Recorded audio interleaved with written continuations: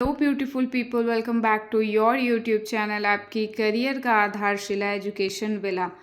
आज हम चैप्टर 1 जो कि है हमारा Indian economy on the eve of independence के अंडर हम देखेंगे कि एग्रीकल्चर सेक्टर, यानी कि आज हम बात करेंगे कि पर्टिकुलरली जो हमारा एग्रीकल्चर सेक्टर था वो कैसा था at the time of independence.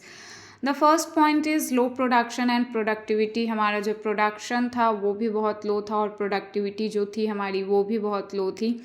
Production refers to total output, यानी कि आप कितना प्रोड्यूस कर रहे हो, while productivity refers to output पर hectare of land. Productivity means कि आप पर हेक्टेयर ऑफ लैंड पे कितना प्रोड्यूस कर रहे हैं। तो ये हमारा एक डाटा है जिसमें हम दिखा रहे हैं कि 1947 एंड 2016-2017 यानी कि ऑलमोस्ट 70 साल में हमने प्रोडक्शन और प्रोडक्टिविटी में कितनी इम्प्रूवमेंट की है। जैसे कि वीट में हम प्रोडक्टिविटी की बात करें तो 660 kg पर हेक्टेयर था, जो कि 70 साल के बाद 3216 kg पर हेक्टेयर हुआ। यानी कि हमें कुछ खास, यानी कि कुछ बहुत ज़्यादा रैपिड चेंज देखने को नहीं मिला हमारी प्रोडक्शन में। राइस भी 665 kg था, जो कि बढ़ के 2550 kg हुआ प्रोडक्टिविटी में। एंड प्रोडक्शन में हम ऑल्सो कुछ खास इम्प्रूव नहीं कर पाए। तो ये था हमारा data. The next one is high degree of uncertainty, यानी कि अनसर्टेनिटी की डिग्रीज जो थी एग्रीकल्चर सेक्टर में वो बहुत हाई थी। सबको पता है कि इंडियन इकोनॉमी जो है, इंडियन एग्रीकल्चर जो है वो रेनफॉल पे डिपेंडेंट है। यानी कि अगर अच्छा रेनफॉल हुआ मींस आपकी आउटपुट बहुत अच्छी होगी, अगर बुरा रेनफॉल है आपकी आउटपुट बहुत बुरी होगी। तो इंडियन इकोनॉमी या एग्रीकल्चर सेक्टर इतना डेवलप नहीं था कि हम अपने इरिगेशन फैसिलिटीज़ में हम इतने डेवलप नहीं थे कि हम रेनफॉल के अलावा भी एग्रीकल्चर सेक्टर को कोई बैकअप दे सकते हैं। The next one is dominance of subsistence farming. Subsistence farming is a form of farming in which the crops are produced to provide for the basic needs of the family. ज़मींदार क्या करते थे, वो tiller of the soil को मजबूर करते थे कि आप सबसिस्टेंस फार्मिंग कीजिए। मीन्स कि आप बस उतना ही उगाकर अपने पास रखेंगे जितने में आपके परिवार का जो है वो खर्च चल जाए, आपके परिवार की भूख मिट जाए।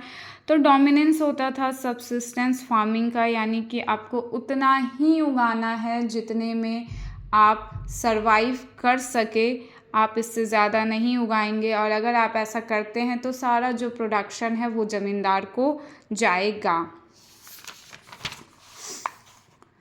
The next one is gulf between owner of the soil and tiller of the soil. एक गल्फ था हमारे ज़मींदार और जो रियल ओनर यानी कि टिलर ऑफ द सॉइल थे।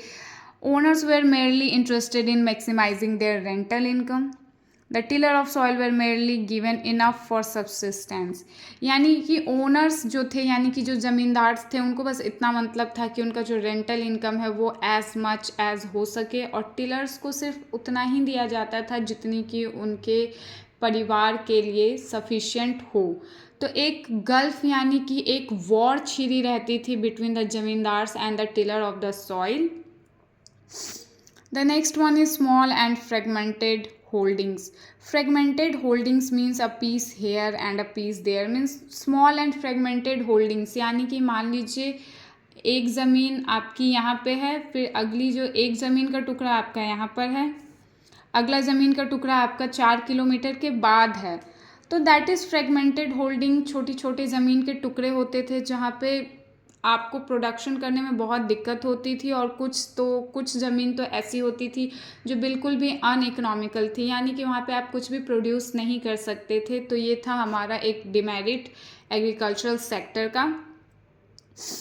Last one is land revenue system under British Raj. Land revenue system under British Raj में हमारी 3 लोग थे, government, owner of the soil, tiller of the soil. Owner of the soil is zamindar and tiller of the soil जो actually में खेती वहाँ पे कर रहा है। तो ज़मींदारी सिस्टम बहुत ज़्यादा था ब्रिटिश रूल में।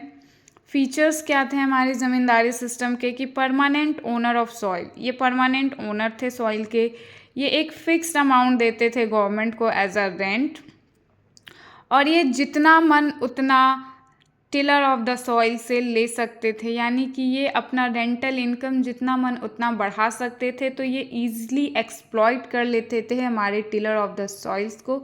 तो ये था हमारा agriculture sector on the eve of independence. क्या क्या खामियां थी हमारी एग्रीकल्चर सेक्टर में आज़ादी के टाइम पे। आई होप आपको मेरा आज का वीडियो पसंद आया होगा। अगर आपको मेरा आज का वीडियो पसंद आए तो प्लीज़ लाइक शेयर और सब्सक्राइब करना ना भूलें। जो लोग चैनल पे पहली बार आए हैं वो बेल आइकन को ज़रूर हिट करेंगे। Thank you for watching and have a nice day.